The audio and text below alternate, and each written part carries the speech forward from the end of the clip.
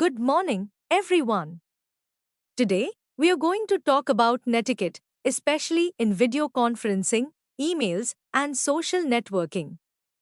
These are important skills to have in our digital world. Gia, would you like to start the discussion? Sure. Let's start with video conferencing. It's become really common for online classes and meetings. One important rule of netiquette during video calls is to make sure your camera is on when appropriate, so people can see you. It's also polite to mute your microphone when you're not speaking, so there's no background noise. That's a great point, Zia. Another thing to remember during video conferencing is to dress appropriately, just like you would in a real classroom.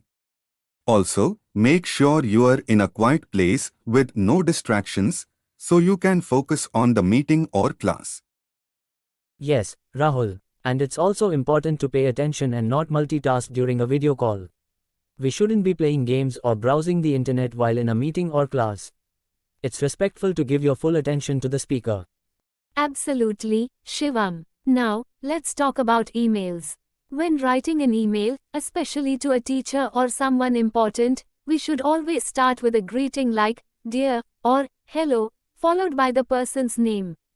It's also important to be clear and polite in the message and end it with a proper closing, like "Best regards" or "Thank you." I agree, Shivani. And we should also be careful with the tone of our emails.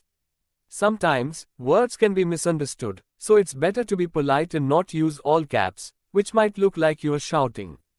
Also, always double-check for spelling and grammar mistakes before sending the email. Great points, everyone. Now, let's move on to social networking.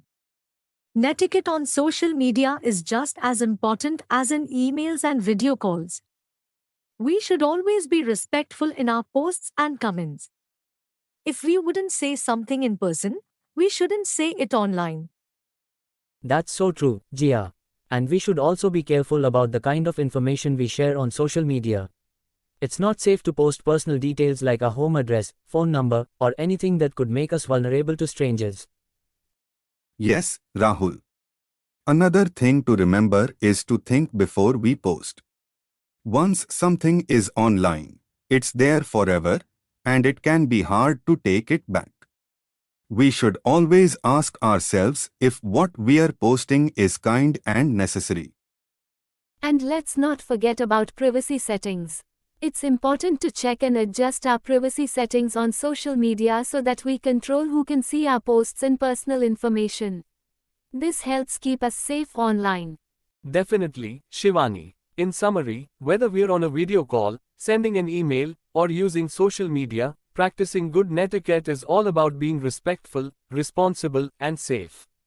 It helps us communicate better and makes the online world a better place for everyone. Excellent discussion, everyone.